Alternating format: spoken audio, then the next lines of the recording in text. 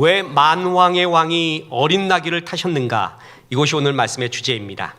이번 주는 고난주일이자 종료주일이라고 부릅니다. 부활절까지 주님의 십자가 고난을 기억하는 절기로서 고난주일이고, 만왕의 왕 예수께서 예루살렘 성에 입성하실 때 많은 사람들이 호산나 구원하소서 하고 환영했던 날, 그 환영을 기념하는 날로서는 종료주일입니다. 2000여 년 전 오늘 예수님은 예루살렘 성에 들어오시고 그 예루살렘 성에서 닷새 동안 계시게 됩니다. 활동하시다가 체포되어서 금요일 날 십자가에 죽으시고 사흘 만에 부활하시게 됩니다. 그 긴박한 주간이 바로 이번 주간입니다. 그래서 종료주일, 고난주간, 그래서 우리는 3일 동안 주의 십자가의 고난을 묵상하며 집회하며 주님을 더 깊이 사랑하고 묵상하고자 하는 것입니다. 그래서 특히 이 종료주일 사건에서 우리가 살펴볼 것이 있습니다. 왜 만왕의 왕 예수님은 어린 나귀를 타고 오셨는가 하는 것입니다. 그것은 첫째로 우리를 가까이 하기 위해서입니다. 사람들은 말 타고 큰 권위를 가지고 오는 왕을 그렸습니다. 그런데 예수님은 어린 나귀를 타고 예루살렘에 입성하시게 됩니다. 오늘 본문 마가복음 11장 7절 보십시오. 나귀 새끼를 예수께로 끌고 와서 자기들의 겉옷을 그 위에 얹어 놓음에 예수께서 타시니. 이 사건은 일찍이 스가랴 선지자를 통해서 주님이 예언하셨던 바입니다. 스가랴 9장 9절에 시온에 따라 크게 기뻐할지어다, 예루살렘에 따라 즐거이 부를지어다. 보라, 내 왕이 내게 임하시나니 그는 공의로우시며 구원을 베푸시며 겸손하여서 나귀를 타시나니 나귀의 작은 것 곧 나귀 새끼니라. 이 말씀이 그대로 이루어지며 예수님은 나귀 새끼를 타고 예루살렘으로 들어옵니다. 메시아를 다른 말로 하면 왕입니다. 왕이 어린 나귀를 탔다? 이게 왕의 위엄과 권위와 권력에 어울립니까? 나귀는 말과 비교할 때 지극히 볼품없는 짐승입니다. 늠름한 모양이 전혀 없고요. 그냥 그저 가난한 어떤 촌의 가정에서 물건을 대신 나르게 하는 허드렛 일을 하는 짐승일 뿐입니다. 고대의 왕들은 늠름한 왕을 상징하기 위하여 가장 좋은 말을 탔습니다. 키가 크고 화려하고 늠름한 말은 곧 왕의 얼굴이었습니다. 전신무장을 하고 말 위에 올라탄 왕의 모습을 보십시오. 혹은 화려한 예복을 입고 올라앉은 왕의 모습을 한번 보십시오. 사람들은 그 위압감, 그 권위에 고개가 숙여질 정도일 것입니다. 왕이 입성을 할 때는 의도적으로 위세를 드러냈습니다. 거대한 전차를 타고 앞뒤로 말을 탄 기병들이 따랐으며 전신무장을 한 보병들이 뒤따랐습니다. 화려한 깃발들이 휘날리고 무기들은 햇볕에 번쩍이며 쩌렁쩌렁 물려댔습니다. 일부러 그렇게 하는 것입니다. 행렬의 앞과 뒤에서는 행차를 알리는 나팔 소리가 진동했습니다. 그러면서 뭔가 다른 큰 권위와 위엄을 가진 왕의 모습을 부각했다는 것이죠. 근데 만왕의 왕이 예수님입니다.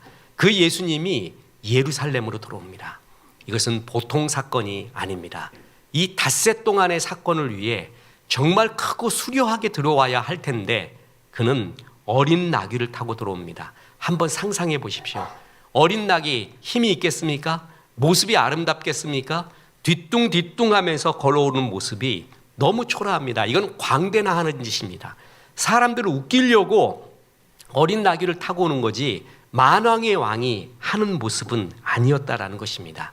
그런데 예수님은 일부러 말이 아닌 어린 나귀를 탑니다. 그리고 예수님이 이 땅에 오셨을 때 오래전부터 사람들은 최고의 권위를 가진 큰 권능을 가진 왕으로 생각을 했는데 메시아가 이 땅에 오실 때의 그 모습은 말도 못하는 우리와 똑같은 어린아기의 모습이었습니다.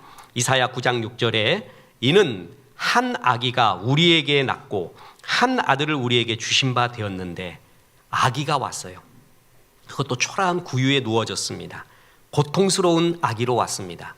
완벽한 성인 아닌 아기로서 천한 목수의 아들로 베들레헴 마구간에서 태어났습니다. 메시아가 태어난 가정은 당시 가장 낮은 계층 중에 하나인 목수의 집안이었습니다. 신비하게 구름을 몰고 오던가 그 전에 어렸을 때 일은 모르듯이 그냥 성인 왕의 모습으로 오면은 얼마나 신비감이 있었을까요? 그런데 그 신비와 위엄을 다 벗고 우리와 똑같이 어머니의 뱃속에서 잉태 공간을 가지고 평범하고 낮게 오셨습니다. 사람들은 다 자랑하고 싶어 하거든요. 자기를 신비롭게 보여주고 싶어 합니다. 우리 집안을 위엄 있고 신비롭게 보여주려고 합니다. 예수님은 그것을 일부러 다 벗으신 것입니다. 예수님은 이 땅 구유에서 태어나서 어린 시절부터 청소년 시절, 청년 시절을 다 겪으셨습니다. 우리 인생이 겪는 모든 경험을 몸소 몸으로 다 겪으신 것입니다. 젖먹이 때에는 헤롯이 유아들을 메시아가 났다고 해서 유아들을 다 살아있는데 그 살해를 피해서 이집트로 떠납니다. 약자의 모습입니다. 전 그때도 이렇게 생각했어요. 그런 헤롯의 눈을 멀어버리게 하던가 헤롯의 궁전에 벼락을 치면은 이가 깨닫지 않았을까? 그렇지 않았습니다. 그냥 도망가셨습니다. 말도 못하는 약자의 모습이죠. 애국으로 갔을 때 이주민입니다. 본국 사람이 아니에요. 그래서 타향살이 하면서 이주민들의 아픔을 예수님은 다 겪으셨습니다. 어릴 때부터 아버지와 함께 노동을 하며 일을 배우십니다. 아마도 많은 성경학자들이 목수이신 아버지가 일할 때 못이 구부러졌을 때 예수님은 기적적으로 못을 피지 않았을 것이라고 추측합니다. 저도 그렇게 믿습니다. 그냥 똑같이 망치질을 해서 못을 피고 그리고 날이 다 무뎌진 대패도 기적적으로 말씀 한마디로 날이 서게 하지 않았고 숫돌로 갈아서 그래서 다시 날이 서게 했던 어렸을 때부터 그는 땀 흘려 일하는 것이 뭔지를 알았고 줄줄이 딸린 동생들을 돌본다는 것이 무엇인지 알았습니다. 뿐만 아닙니다. 아버지 요셉은 아마도 예수님이 30살 이전에 사망하지 않았는가 성경학자들은 추측합니다. 왜냐하면 예수님이 공생애를 시작했을 때 아버지 얘기가 한 번도 안 나와요. 살아 계셨다면 이 얘기가 나오거든요. 어머니, 아버지. 그런데 나오지 않는 걸 보면은 분명히 그 전에 돌아가셨을 것 같다. 그게 만약에 사실이라면은 예수님은 홀 어머니를 모시는 것이 뭔지를 알고 계시는 것입니다. 홀 어머니 모시고 줄줄이 아이들이 있고 동생들이 있고 그 가운데 장남으로서 어떻게 살아야 되는가? 무슨 말인지 아세요? 우리 인생이 겪어야 될 모든 감정의 흐름, 눈물, 땀 그것을 모두 겪으셨다라는 것입니다. 뿐만 아니라 제자들이 무리들이 자기를 떠나가는 배신을 느꼈습니다. 무기력한 듯 십자가에 달렸습니다. 기적을 베풀 때는 왕으로 삼겠다고 난리를 부르던 사람들이 갑자기 차갑게 돌아서는 배신을 느낍니다. 예수님이 예루살렘 성으로 입성하시잖아요. 사람들은 난리가 났습니다. 온 종려나무를 다 나뭇가지를 들고 예수님이 오시는 걸 환영합니다. 왜 환영했는지 아세요? 그 예루살렘 성 밖에서 보여주셨던 기적을 예루살렘 안에서는 3배, 4배 아니 10배로 보여주지 않을까. 오병이어의 역사뿐만 아니라 말할 수 없는 신비로운 기적을 여기서는 더 크게 보여주지 않을까. 이제 예루살렘의 주인은 예수님이다. 우리가 빨리 그를 왕으로 삼아야 된다. 그 기대감으로 예수님을 그토록 환영을 했습니다. 그런데 예수님이 예루살렘 들어가서의 닷새 동안에는 거의 기적을 행하지 않으십니다. 기적이 없다고 해도 과언이 아닙니다. 그들은 그때 당시의 종교 지도자인 바리새인과 서기관과 이야기를 하면서 십자가의 길을 가고 있는 거예요. 아, 우리를 위해 기적을 행해주는, 그래서 많은 떡을 주는 예수님이 아니라 십자가에 달린다고 사람들은 그 예수님을 배척하기 시작합니다. 차라리 천하의 악당인 바라바를 놔주고 예수님을 십자가에 죽으라고 민중들은 두 얼굴을 가지고 처음에 호산나 하다가 십자가에 못 박으라고 예수님을 배신합니다. 그걸 다 봤습니다. 그리고 사랑하는 12 사도 또한 자기를 배신하는 것을 도망가는 걸 보고 그중에 제일 똑똑하고 총명했던 유다가 자기를 결정적으로 파는, 이 인생이 겪을 수 있는 모든 아픔, 배신, 눈물을 다 겪으신 겁니다. 특히 십자가에서 돌아가시기 전에, 그 전에 예수님이 겟세마네 동산에서 제자들과 몇 명과 함께 같이 가자고 하면서 내 마음이 심히 고민하여 죽게 되었다라고 말합니다. 그만큼 마음도 힘드셨습니다. 십자가의 육신의 고난도 너무나 뼈 아팠습니다. 다 무슨 이야기입니까? 어떻게 만왕의 왕이신 예수님이 이런 모습으로 오셨습니까? 어린 나귀를 탄 것과 동일합니다. 이렇게 낮아진 모습으로 우리에게 왔습니다. 왜냐하면 우리를 정말 가까이 하기 위해서입니다. 나에게로 오라는 거예요. 내가 너를 전부 이해하고 있다. 공감하고 있다. 그 어떤 경우라도 너를 이해하니 나에게 오라고, 가까이 오라고 주님이 말씀하시는 사인이었습니다. 사랑하면 힘을 뺍니다.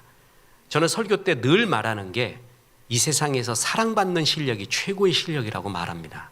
사랑받으려면 제일 먼저 해야 되는 게 뭔지 아세요? 힘을 빼야 됩니다. 힘주고 있으면 사랑받을 수가 없습니다. 그리고 사랑을 하려도 제일 먼저 해야 되는 것이 힘을 빼야 됩니다. 메시아는, 예수님은 정복자의 모습이 아니라 가장 약한 아기의 모습으로 이 땅에 오셨습니다. 힘을 빼신 것입니다. 권력은 무언가를 할 수 있는 힘인데 사랑은 그 무언가를 할 수 있는 힘을 놓아버리는 겁니다. 그를 진짜 사랑해서 말입니다. 사랑하면 힘을 빼게 돼 있습니다. 탕자를 기다리는 아버지의 모습을 상상해 보십시오. 유약하기 그지없습니다.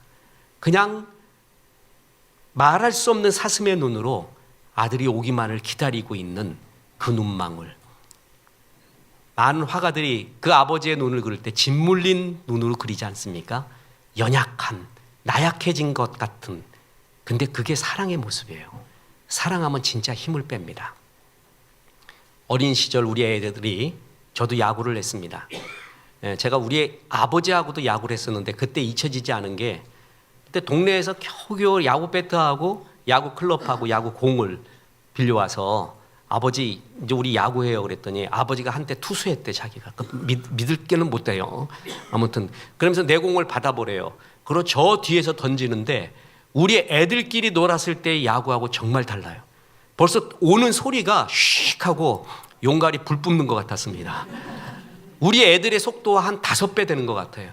그래서 일로 나오는 것 같았는데 아버지가 그때 커브를 던졌는지 어땠는지 이렇게 클럽을 딱 올렸는데 보니까 옆으로 샜어요. 공이 이마를 맞았습니다. 그 다음에 기절을 해버렸습니다. 아버지가 잘못하신 겁니다. 살살 던져줬어야 돼요. 그죠? 그때 아들과 아버지의 야구의 하이라이트는 뭐냐면 아버지의 힘자랑이 아니에요. 나 이 정도야, 너 못 잡을 정도로 던지는 아버지 봤어? 이 전능한 아버지를 봤어가 아니라 아들한테 맞춰주는 거예요. 아들이 칠 수 있도록 살살 던져줘요. 그러니까 아들은 정확하게 내 앞에 오는 거를 보고 그 배트를 휘둘려서 홈런을 칩니다. 그때 신나는 거예요. 아버지는 내 힘 자랑하는 게 아니라 아들이 홈런 친 것을 기뻐하는 거예요. 그게 사랑이에요. 사랑하면 애들 앞에서 힘을 빼버립니다. 기저귀 가방을 들고 다니는 아버지 한번 보십시오. 그 장대한 사람이 나는 이 세상에서 가장 아름다운 풍경이라고 봅니다. 벚꽃 흩날리는 그곳에 엄마 씩씩하게 가고 애가 하는데 그 엄마가 아기를 낳으면 아버지가 기저귀 가방을 들고 아버지가 애를 안으면은 엄마가 기저귀 가방을 들고, 난 특히 아버지들이 기저귀 가방 드는 걸 볼 때 저게 진짜 아버지다. 내가 이런 걸 들어? 감히 내가 사랑하면 그런 거 없습니다. 다 힘을 빼버립니다. 우리 애 아프다면은 엄마는 무슨 짓도 합니다. 소리 지르라면 소리 지르고 뒹굴라면 뒹굴고요. 그리고 사정하라면 사정하고 무릎 꿇으라면 꿇습니다. 그 힘이 있는 어머니가 자식을 위하여 힘을 다 빼버립니다. 그게 사랑입니다.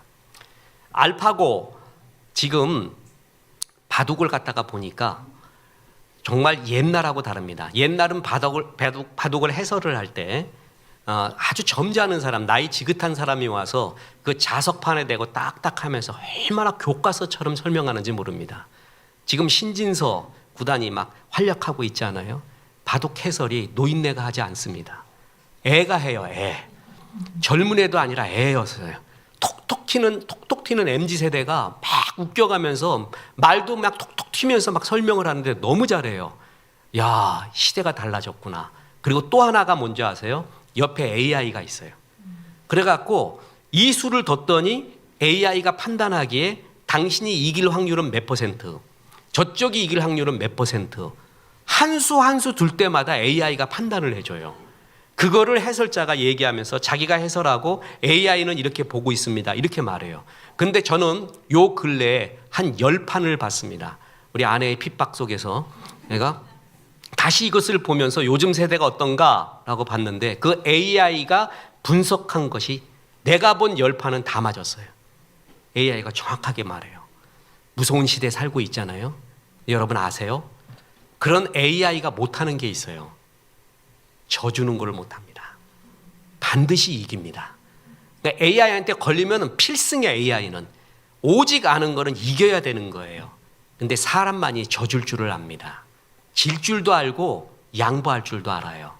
힘을 빼는 거, 그게 사람의 고유의 힘이에요. 오히려 그게 힘이에요. 그럴 때 우리가 힘을 얻는 게 아닙니까? 예수님이 그랬습니다. 전능하신 만왕의 왕이 어린 나귀 새끼를 탑니다. 그리고 힘을 다 빼고 우리가 보기에는 저때 정말 역사를 좀 일으키지 벼락을 좀 치지 그런 거를 않고 무기력해 보이듯이 십자가에 죽게 됩니다. 예수님은 힘을 빼고 징계를 받고 채찍에 맞으셨습니다. 우리를 가까이 하기 위한 하나님의 낮아지심입니다. 신학에서요, 신학을 보면 구원론, 종말론, 성령론, 그리고 교회론 여러 가지가 있어요. 그 중에 제일 힘든 게 뭐냐면 신정론이라는 거예요. 데오데시. 하나님이 이 땅을 다스린다라는 신정론이 신학에서 제일 어렵습니다. 왜냐하면 이론적으로 말하는데 현실적으로 보면 하나님이 다스릴 것 같지 않은, 전체를 봐도 그렇고 내 개인을 봐도 그렇고 우린 그걸 체험할 때가 있습니다. 이때 하나님이 진짜 이 세상을 다스리는가? 하나님이 전능하신가? 전능하신데 나를 사랑하지 않는 것인가? 아니면 무기력한 것인가? 여러 생각을 하게 됩니다. 그게 신정론이에요. 세계대전과 특히 유대인의 아우슈비츠, 이 학살 600만 명이 죽었죠. 그걸 겪으면서 세계의 신학계는 큰 혼돈에 빠집니다. 하나님의 전능하심에 대한 새로운 해석을 시작을 합니다.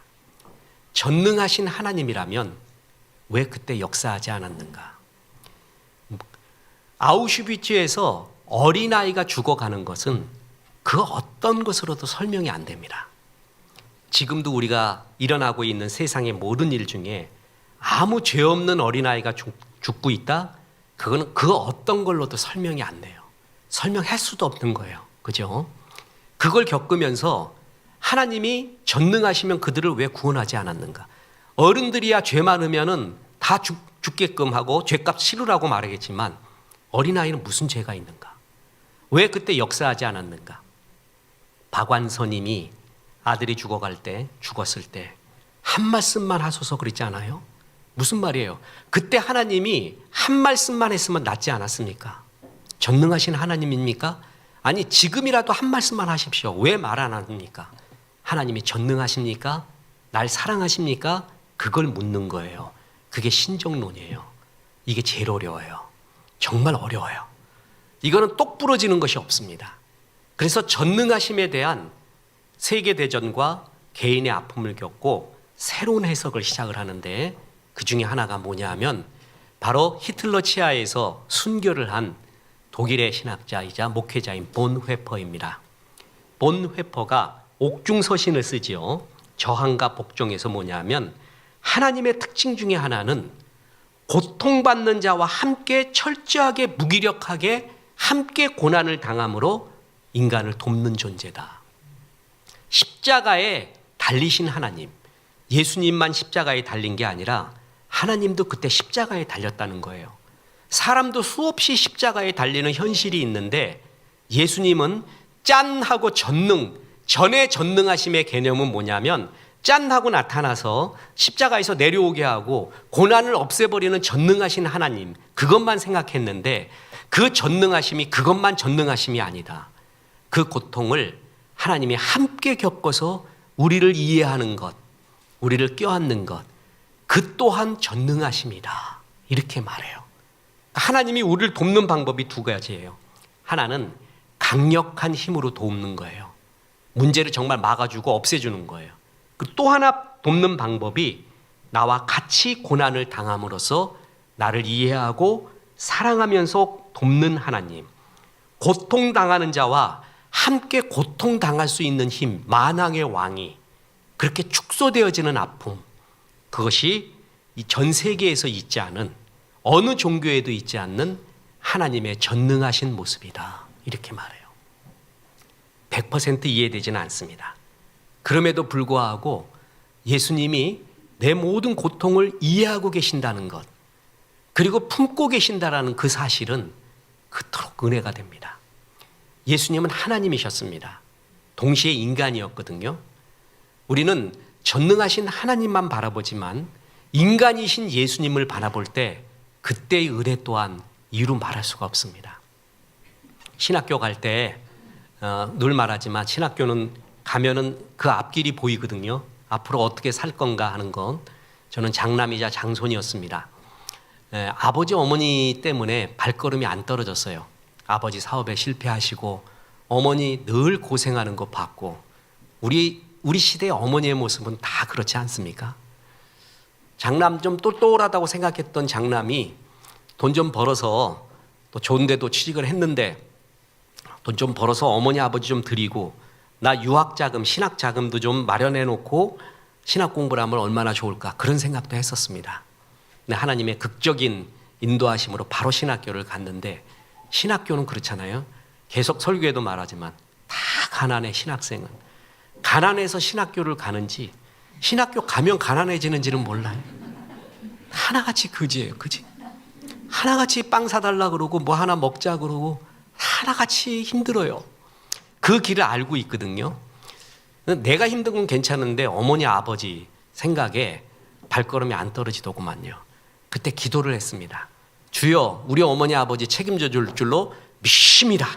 안 믿어져서 소리를 더 크게 냈어요. 쇳소리까지 냈어요. 믿습니다. 믿습니다. 믿습니다. 그래도 안 믿어지더라고요. 안 믿어져요. 마음이 더 괴로워요. 그럴 때 더 찬송을 크게 했는데도 안 믿어져요. 발음을 더 세게 믿습니다 했는데도 안 믿어져요. 어느 날 성경을 봤습니다. 예수님이 십자가에 죽으실 때 육신의 어머니 마리아를 보고 보소서 아들입니다 그러잖아요.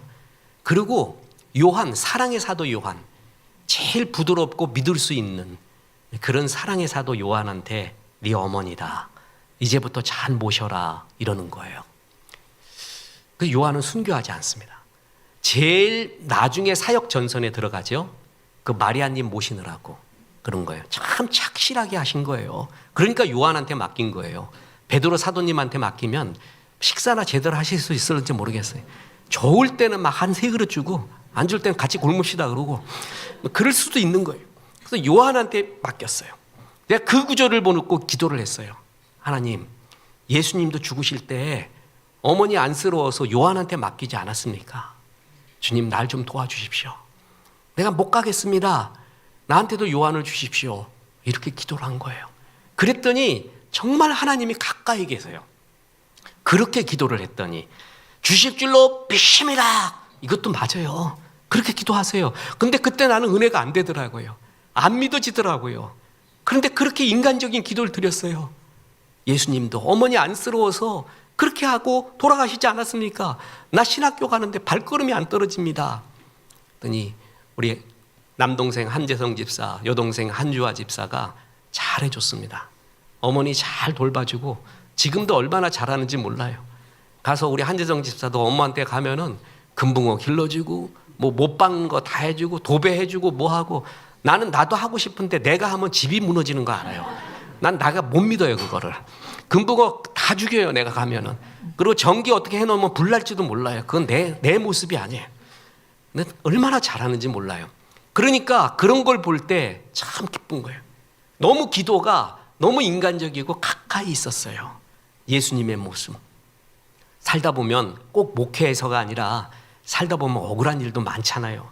배신당할 때도 많고. 주여 위로해 줄 줄로 믿습니다. 잘 안 되더라고 나는. 난 그런 기도가 잘 이렇게 능력으로 안 다가오더라고요. 그런데 예수님 유다한테 배신당했지요. 민중들한테도 배신당하셨지요. 십자가에서 진짜 아파 보셨지요. 심히 고민된다고 죽을 만큼 고민된다고 말씀하셨지요. 제가 지금 그렇습니다. 이렇게 말하잖아요. 그러면 예수님이 그렇게 가까이 계세요. 그렇게 좋을 수가 없어요. 예수님이 정말 내 모든 걸 겪었구나. 그리고 아시는구나. 그래서 예수님은 이 말씀을 할 수 있는 겁니다. 마태복음 11장 28절 수고하고 무거운 짐진 자들아 다 내게로 오라. 내가 너를 쉬게 하리라. 나를 이해하시는 주님. 그래서 안아주시는 주님. 어린 나귀를 타신 이유는 낮아지셔서 우리를 가까이 하시기 위해서입니다. 그래서 힘을 다 빼신 것입니다. 그 예수님을 가까이 하십시오. 그리고 친근한 기도를 드리십시오. 어린 나귀, 만왕의 왕이 그걸 타고 오셨습니다. 우리가 범접할 수 없는 늠름한 말을 타고 온 게 아니라 이렇게 가까이 오셨습니다. 그래서 힘을 빼신 것입니다. 그리고 왜 만왕의 왕이 어린 나귀를 타셨는가? 두 번째 이유이자 결론입니다. 어린 나귀와 같은 나를 쓰시기 위해서입니다. 예수님은 제자들을 맞은편 마을로 보내십니다. 그리고 그곳에 매여 있는 새끼 나귀가 있을 건데 가지고 와라. 그것 타고 예루살렘 들어가자. 주인이 뭐라 그럴 텐데요. 그러면 이렇게 말해라. 주가 쓰시겠다 하라. 그러면 내어줄 것이야. 이랬단 말이에요. 그래서 마가복음 11장 2절 3절 이르시되 너희는 맞은편 마을로 가라. 그리로 들어가면 곧 아직 아무도 타보지 않은 나귀 새끼가 매여 있는 것을 보리니 풀어 끌고 오라. 만일 누가 너희에게 왜 이렇게 하느냐 묻거든 주가 쓰시겠다 하라. 그리하면 즉시 이리로 보내리라 하시니. 주님 쓰십시오. 이걸 가리켜 순종이라고 말합니다. 순종이 뭐냐 하면은 주님이 마음껏 쓰십시오 하고 내어놓는 거예요. 저는 이 성경을 보면서 혹시 주님 이 어린 나귀를 내어준 주인의 이름을 조금 밝히던가 아니면 그의 행적을 조금이라도 더 말해줬으면 얼마나 좋을까 했는데 그걸 말하지 않습니다. 주인의 이름 모릅니다. 주인이 누군지도 모르는데 그가 내어준 어린 나귀 때문에 내가 타고 왔다라고 말합니다. 어찌됐든 세상에 그때 당시에 어린 나귀가 얼마나 많았겠습니까? 그죠? 그런데 주님이 타고 가는 쓰시는 나귀를 드린 인생, 주님이 쓰시는 인생이 최고의 인생입니다. 자랑해도 소용없습니다. 내 자랑 아무리 많이 해도요, 안개 같고 바람 같습니다. 그거 남는 거 아무것도 없습니다. 주님이 쓰시는 인생이 최고입니다. 하나님이 쓰시는 인생이 최고의 인생이고 하나님이 제일 축복하는 것은 하나님이 마음껏 쓰는 사람이에요. 거기에 불어넣어주고 불어넣어주는 겁니다. 우리는 세상보다 1등이 될 수 없는 것이 많이 있습니다. 그런데 하나님이 쓰는 사람이 될 수는 있어요. 그런데 하나님이 어떤 사람을 쓰느냐?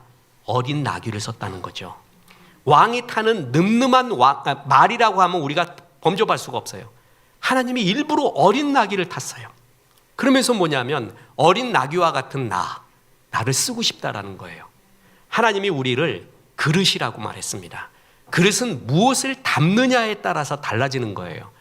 그 그릇 자체가 아름다운 게 아니라 무엇을 담느냐가 중요한데 보석 담으면 보석 상자가 되고 쓰레기 담으면 쓰레기통이 되고요. 물 담으면 물그릇이 되고요. 꽃 담으면 꽃병이 됩니다. 꿀 담으면 꿀단지가 되고 그릇은 뭘 담느냐가 중요해요. 그래서 어린 나귀라 할지라도 메시아를 닮았어요. 탔어요. 그럼 그것은 메시아가 타는 최고의 역사가 되는 것입니다. 보십시오. 나귀를 내어놓는 그 주인의 순종. 주님 마음대로 사용하십시오.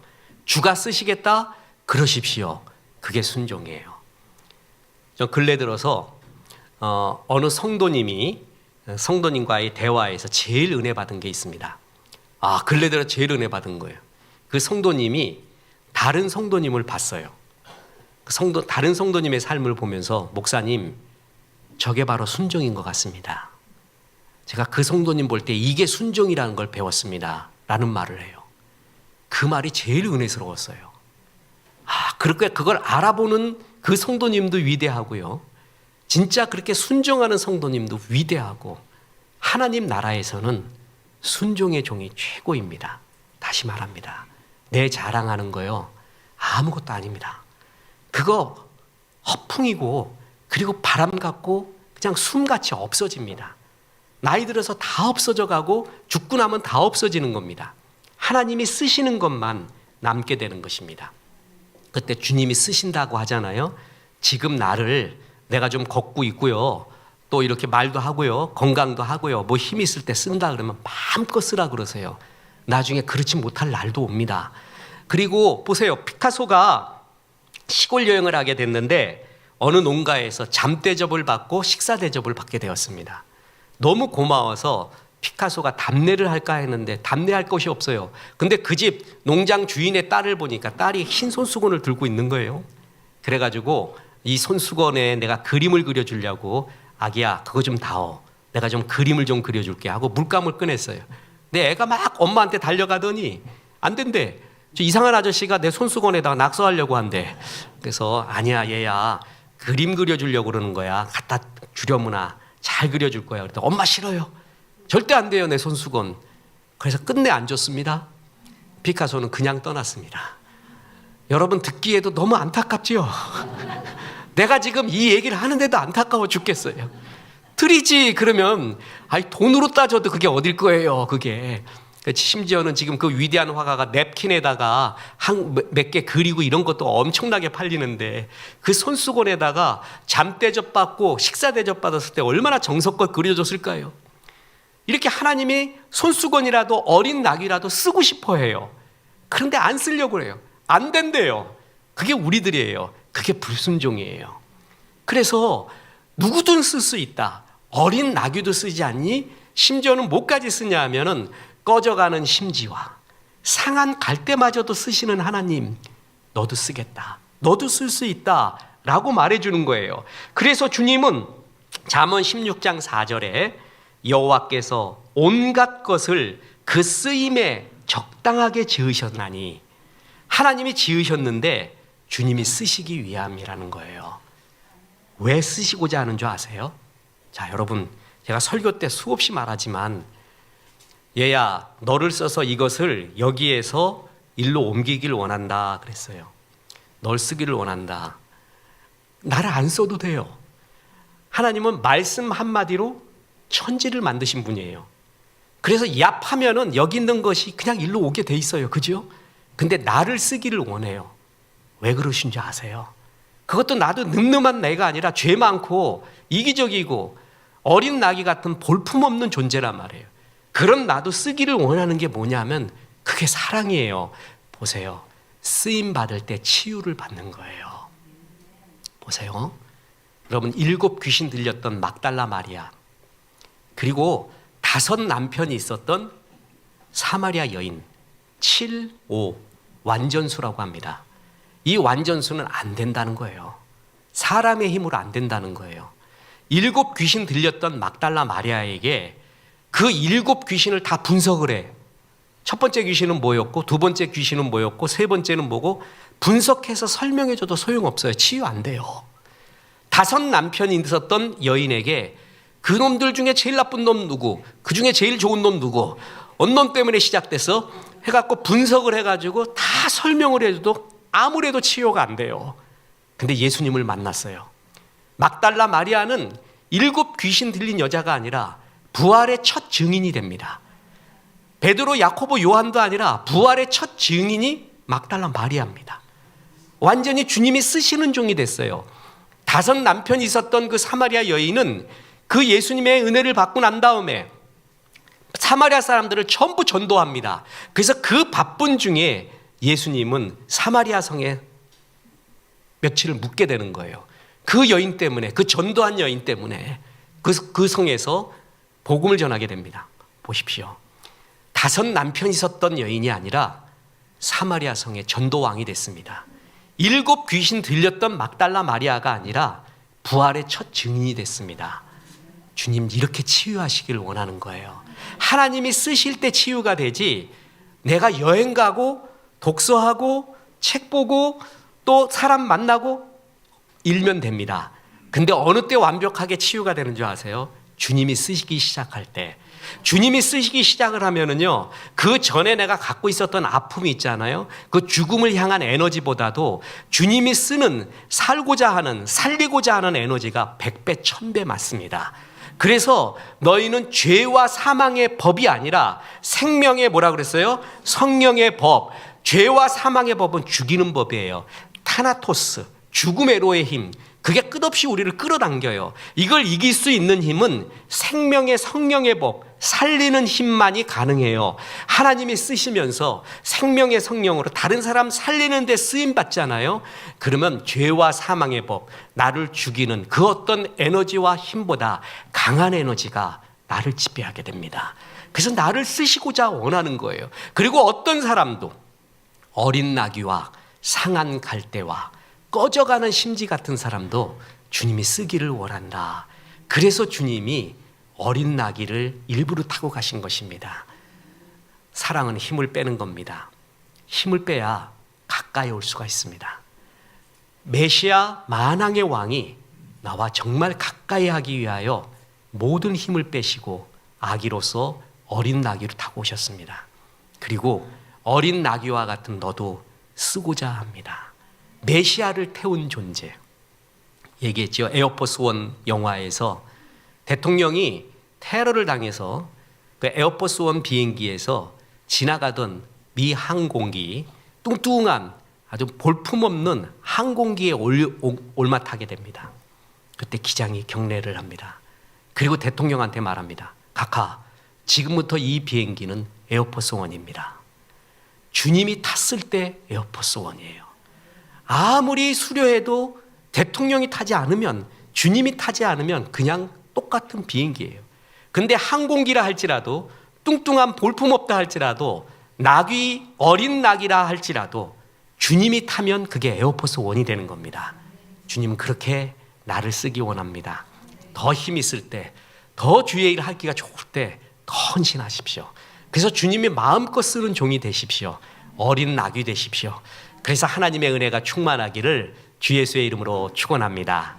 나를 쓰십시오라고 하는 마리아의 찬양을 드리겠습니다.